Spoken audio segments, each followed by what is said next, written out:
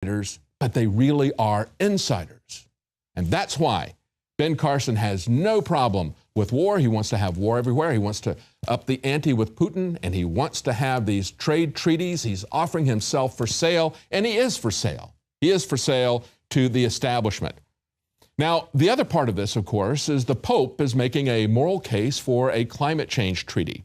And this looks like this is very imminent, coming at us strongly. But as I pointed out just a couple of weeks ago, massive scandals and books talking about money laundering, manipulating of markets. This is from the Pope, who is pushing a new plan for world government, a indulgence, if you will, for having to use energy. But he's saying that he's doing this as a moral case while you have this massive corruption in the Vatican Bank, and now we find out that Vatican properties are operating as brothels and massage parlors for the priests. This is another leak from the Vatican. And guess what the name of the organization within the Vatican, the bureaucracy that owns these buildings? It's the Congregation for the Propagation of the Faith, owns these brothels. Absolutely astounding. And yet, they continue every time there's corruption that comes out. They always portray this as, well, this Pope wants to reform this. So he's in this fight with all the bad guys in the Vatican. Is that really true? He's been there nearly 3 years, and he hasn't done a single thing to stop this, to stop the pedophile abuse, to arrest, or even to depose any priests. We have corruption in the Vatican. This stuff is just being leaked, but he's not doing anything about it. Nevertheless, Al Gore is very optimistic that they are going to ram through a global governance treaty. That's what's being proposed in Paris. They say a twist for the Paris climate talks. Al Gore now is an optimist. After decades of raising the alarms about global warming, Al Gore is sure that this time is going to be different. He says, I'm optimistic. We're going to win this. We need to win it faster because a lot of damage is being done day by day. Well, you know what? The Pope fought Copernicus because Copernicus said that the universe rotated around the Earth, a geocentric view of the universe, because that was a man-centered view of the universe. And now what they're selling us is a man-centered view of the climate. And really, the sun is really the center of our climate. It affects us more than anything. Look at this article from The Nation. Cold sun is rising. The sun will go into hibernation mode around 2030. It's already started to get sleepy. A Royal Astronomical Society meeting, Professor Valentina Zarkova confirmed it. Other scientists had suggested years ago the change was imminent, but Zarkova's model is said to be near perfect accuracy. And it's going to be worse than just less heat. It's actually going to cool the planet off in a number of other ways. Now, when we come back, we're going to have questions about how the government really helps the veterans. And we're going to have some personal remembrances from Joe Biggs. What does it mean to him to be a veteran? We'll be right back.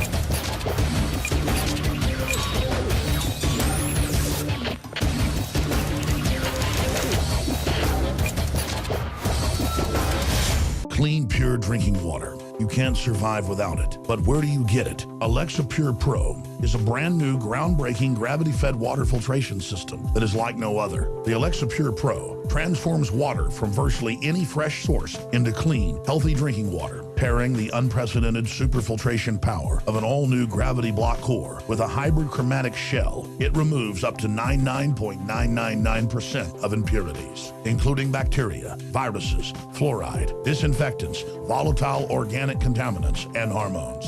Filter capacity up to 5,000 gallons. Stainless steel construction. easy assembly, low maintenance, replacement filters are simple to install. And now, as part of an exclusive limited time introductory offer, you can save $20 off the retail price and get free shipping. This is a limited time offer, so order your unit today and receive free shipping and $20 off. Go to InfoWarsStore.com or call 888-253-3139. The knowledge of the ancients, tried and true, trusted herbs and extracts fused with the latest nutraceutical science. Introducing the all-new Ancient Defense Herbal Immunity Blend, crafted with over 14 key ancient herbs and extracts to supercharge and prepare your body for what experts admit is the most dangerous season of the year. We have rejected hundreds of other formulations in our quest to bring you what is simply the most powerful and comprehensive proprietary formula that we have ever created in the realm of herbal immunity. For the last 2 years, our team has been working with top doctors, nutritionists, and chemists to develop the ultimate nutraceutical formulation. Experience the benefits of combining over 14 ancient herbs and extracts with exciting new advances in nutraceutical science. Now is the time to secure Ancient Defense for you and your family. Visit ancientdefense.com or call 888-253-3139. That's ancientdefense.com.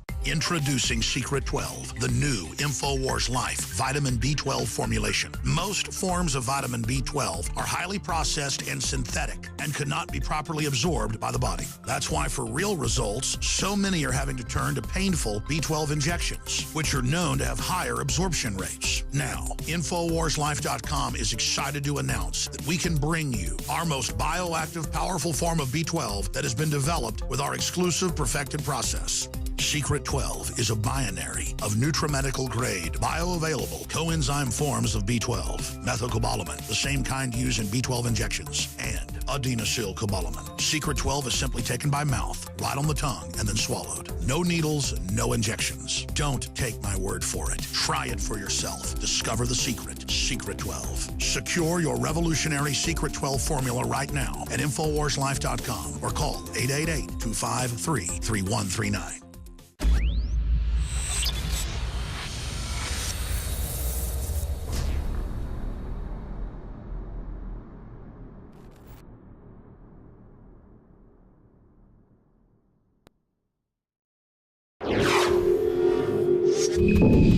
So how does our government treat vets, people who have put their life on the line to put forward the government's foreign policy, to fight their wars?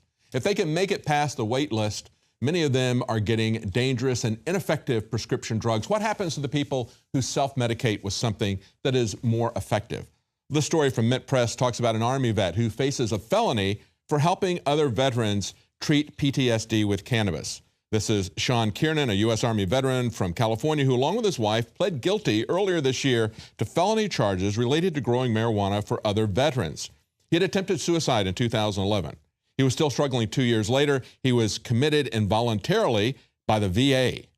He says this was an experience that led him to embrace the benefits of cannabis over pharmaceutical drugs. And they point out that even in states that have legalized medical marijuana, veterans may not be able to access a drug without endangering their benefits. In addition, in July, a judge dropped charges against another vet, a Marine Corps vet, who had faced life in prison in Oklahoma for using cannabis to treat post-traumatic stress disorder.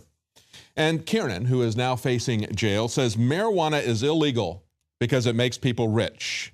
The war on drugs brings in billions every year to police and the prison industrial complex. And of course, it feeds the fat cat politicians like Chris Christie, like Jeb Bush, like Marco Rubio, Hillary Clinton, Graham, all the rest of them, those who continue to push this insane prohibition war. But what does it do to the veterans? That's the real issue. Let's play a clip from today's radio show where Joe Biggs came on and talked about his personal experiences and what Veterans Day means to him. Yeah, there's a lot of people out there who are anti-war, and I can understand that. That's fine. You know, horrible wars that don't make a sense, make any sense whatsoever. That's not good at all. But guess what? There's still men and women out there who believed like I did, hey, I'm trying to do something for my country. They're not out there for any bad reasons. They're not out there because, they're trying to help further the globalist agenda, whatever you may think it is. No, there's people out there, men and women, who say, hey, I want to do something for America because I do think it's the greatest country. And, simply saying thank you, that's nice and all, but it kind of makes us feel awkward. Really, at the end of the day, you know what we care about? Hey, man, how you doing? How do you feel, man? Because you know what? 90% of those injuries you do get overseas, they're not external. You can't see them. They're not the missing limbs, legs, scars, burn marks, all that stuff. They're internal. It's that deep depression you get through every day. It's the suicidal thoughts. It's all of that, the massive drinking. I mean, when you see someone like that, go up and say, hey, man, are you all right? Do you need anything? I'm here for you. You know, because a lot of times people forget about those guys. And it's not that they need to be thanked. They just want to be remembered a little bit and to feel like people out there care about them. Not because they need that extra attention, but because when you go through that experience, as they're showing combat pictures I've been through, this and that, things I've survived, you go through things to where you don't think that you can ever assimilate. You don't ever think you're going to be able to come back fit into civilian life again. Right. You know, it's hard to find a woman who actually can understand what it is I'm going through with my mood swings. Hey, guess what? It's going to happen. There's some days I feel fine. There's a day that I wake up and I just don't want to exist. I don't know why that happens, but that is a reaction of what I've been through. You know, I'll never forget this one certain day. I was in El Paso, Texas. I was driving eastbound on Zaragoza towards my new house that I just moved in with my buddy. And I'd stopped at a couple bars and just had like a drink here and there. And I've just felt alone. All of a sudden, I felt like I was in this bubble by myself, but I was surrounded by women, people everywhere. Anybody would have had a great time, but for some reason, I just felt like I was all alone and had nothing to do. And I jumped in my car and I started screaming and crying. And I started punching my steering wheel and my horn's going off in the parking lot. And I'm just hitting everything I can. I've still got fist marks in my car where I was just screaming.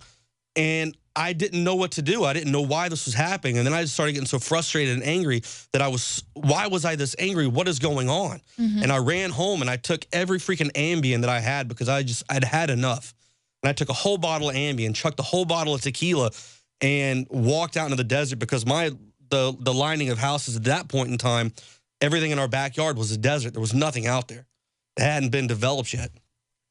So I went out there and I was like, you know, I'm just ready to go. I can't take this anymore. I'm just sick and tired of going through this stuff all the time. And this girl that I know, Becky from South Carolina, up and calls my phone out of nowhere and says, hey, I had this bad feeling. Are you okay?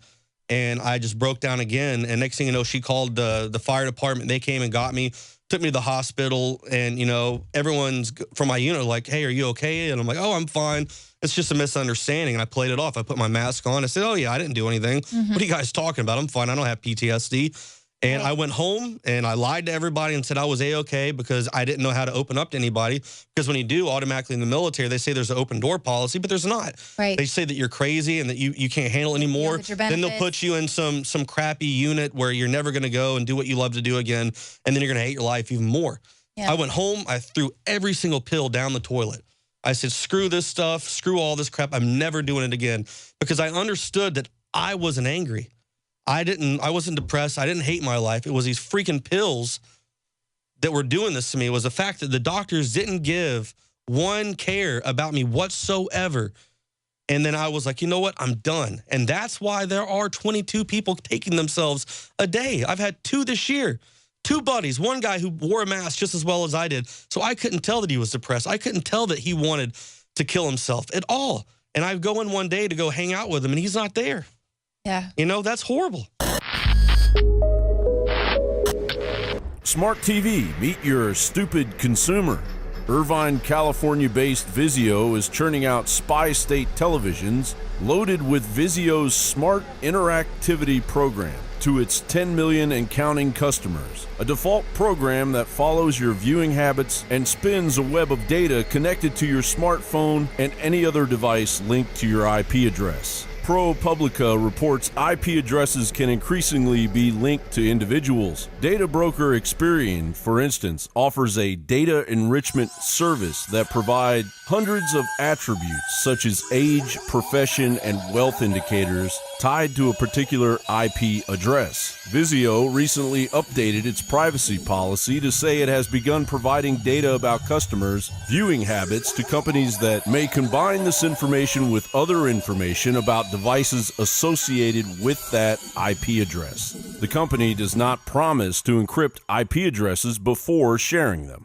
Of course, there are laws against this very overreach of Big Brother. U.S. Code Title 47, Chapter 5, Protection of Subscriber Privacy, and U.S. Code Title 18, Chapter 121, wrongful disclosure of videotape rental or sale records, not to mention the Video Privacy Protection Act. But Vizio arrogantly declares those laws don't apply to them. Vizio vaguely claims IP addresses contain data rather than a person's identity, but that is the very nature of